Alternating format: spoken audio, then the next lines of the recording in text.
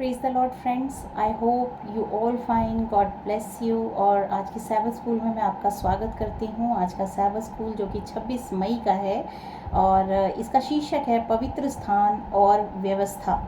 और इसमें इस स्टडी के अंतर्गत हम पढ़ेंगे प्रकाशित वाक्य का अध्याय 11 उसकी 19 वर्ष, प्रकाशित वाक्य अध्याय 12 उसकी 17वीं वर्ष, निर्गमन अध्याय 25 उसकी 16वीं वर्ष और निर्गमन अध्याय 31 उसकी 18वीं वर्ष। और ये जो पद हैं ये संकेत देते हैं कि पवित्र स्थान के महापवित्र स्थान में वाचा का संदूक था। तो यहाँ पे हम सीखेंगे कि पवित्र स्थान में वाचा का संदूक था और वो स्वर्ग में भी है, और जब परमेश्वर ने मूसा के द्वारा बनवाया वो तब भी था। व्यवस्था जो कि नींव है हर एक चीज़ की, तो व्यवस्था जो है वो परमेश्वर के सरकार की नींव है। वो व्यवस्था जो कि खुद परमेश्वर ने अपने उंगलियों से पत्थर पर लिखकर जो है मूसा को दी थी, और इसके बारे में हम जानेंगे। तो हम पढ़ते हैं पवित्र स्थान के लिए भेंट, जो कि निर्गमन अध्याय 25 और उसकी जो 16th वर्ष है, इसमें लिखा है, और जो साक्षी पत्र मैं तुझे दूंगा उसे उसी संदूक में रखना।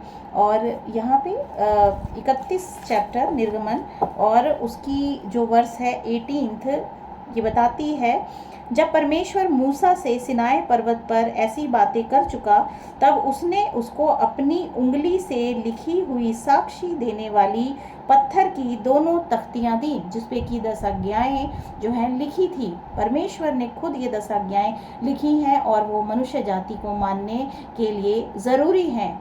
और व्यवस्था विवरण की किताब, उसमें लिखा है कि जो धर्म है वो यही है कि हम परमेश्वर की जो आज्ञाएं हैं, परमेश्वर की बनाई हुई व्यवस्था को मानें, क्योंकि हम परमेश्वर के द्वारा बनाए गए मनुष्य हैं। तो हमारा कल्याण, हमारा भला जो है सिर्फ परमेश्वर की आज्ञाकारिता के द्वारा ही हो सकता है और हमें इसे मानने की ज़रूरत है।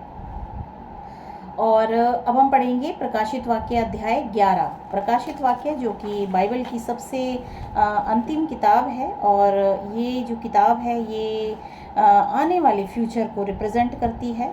इसमें 11 की 19 में लिखा है, तब परमेश्वर का जो मंदिर स्वर्ग में है वह खोला गया और उसके मंदिर में उसकी वाचा का संदूक दिखाई दिया, और बिजलियां और शब्द और गर्जन और भूकंप हुए और बड़े ओले पड़े।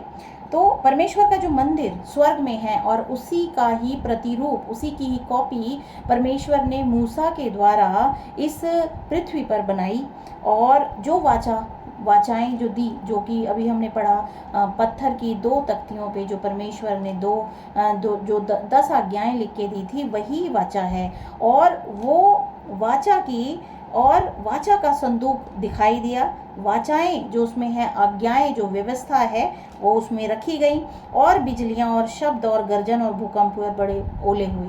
स्वर्ग में जो परमेश्वर का पवित्र स्थान है वहाँ पे ये वाचा का संदूक है, और वहाँ पे वही व्यवस्था जो कि पृथ्वी पर दी गई वही जो है स्वर्ग में भी जो है वो है। उसी के द्वारा मनुष्य जाति का जो है न्याय किया जाएगा, क्योंकि व्यवस्था से ही पाप का जो है पता चलता है, वही पाप बताता है।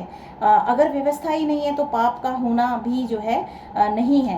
पाप परिभाषित ही व्यवस्था से किया जाता है। अगर कानून ही ना हो तो क्या कोई कैसे कह सकता है कि इस मनुष्य ने जो है इस कानून को तोड़ा है। तो कानून का होना बहुत ज़रूरी है, और कानून जो है वो परमेश्वर की व्यवस्था है, और परमेश्वर की व्यवस्था के अनुसार ही समस्त मानव जाति का जो है न्याय किया जाएगा। और ये स्वर्ग में जो है रखी है। यूहन्ना ने जब देखा, उसने देखा तो अंत में क्या देखा कि वाचा का संदूक दिखाई दिया, जिसमें की व्यवस्था है परमेश्वर के द्वारा। यही परमेश्वर की सरकार की नींव है। मैं यही बताना चाहती हूँ, परमेश्वर की सरकार की नींव ही यही है।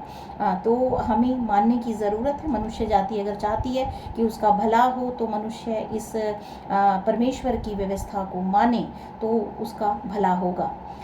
फिर हम आगे पढ़ते हैं। प्रकाशित वाक्य अध्याय 12 उसकी 17वीं वर्ष बताती है, तब अजगर स्त्री पर क्रोधित हुआ और उसकी शेष संतान से जो परमेश्वर की आज्ञाओं को मानते और यीशु की गवाही देने पे स्थिर हैं लड़ने को गया और वह समुद्र के बालू पर जा खड़ा हुआ। जो लोग परमेश्वर की व्यवस्था को मानते हैं, यीशु मसीह पे विश्वास करते हैं, शैतान हमेशा उस पर क्रोधित होता है। यहाँ पे स्त्री जो है वो कलीसिया है, जो कि यीशु मसीह के आने के बाद जो है स्थापित की गई है। कलीसिया परमेश्वर के लोग को कहा जाता है और उस पर वो हमेशा ही क्रोधित होता है, क्योंकि वो परमेश्वर की व्यवस्था से नफरत करता है, परमेश्वर की सरकार से नफरत करता है, परमेश्वर से वो नफरत करता है, क्योंकि वो खुद चाहता है कि वो खुद परमेश्वर बनना चाहता है। उसके हृदय में ये पाप उत्पन्न हुआ और उसने इस पाप को समस्त मानव जाति में भी फैला दिया। इसीलिए ज़रूरी है कि हम परमेश्वर की व्यवस्था को माने, कि हम परमेश्वर के जन बन सकें। आगे हम पढ़ते हैं, प्रायश्चित का दिन के बारे में हमने पढ़ा है। प्रायश्चित का दिन जो लास्ट सैबथ स्कूल था, जो कि मैंने वीडियोस नहीं बनाई हैं, मैं फ्यूचर में बनाऊंगी, जल्दी ही मैं उन्हें बना के अपलोड करूंगी, तब आप जान पाएंगे प्रायश्चित का दिन जो है कहाँ पे वर्णित है, लैव्य व्यवस्था में है और इसका क्या ज़रूरी है, ये क्यों ज़रूरी है। तो इसके लिए हम दूसरी वीडियो बनाते हैं।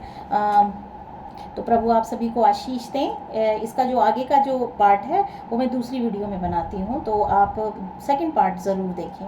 आमीन।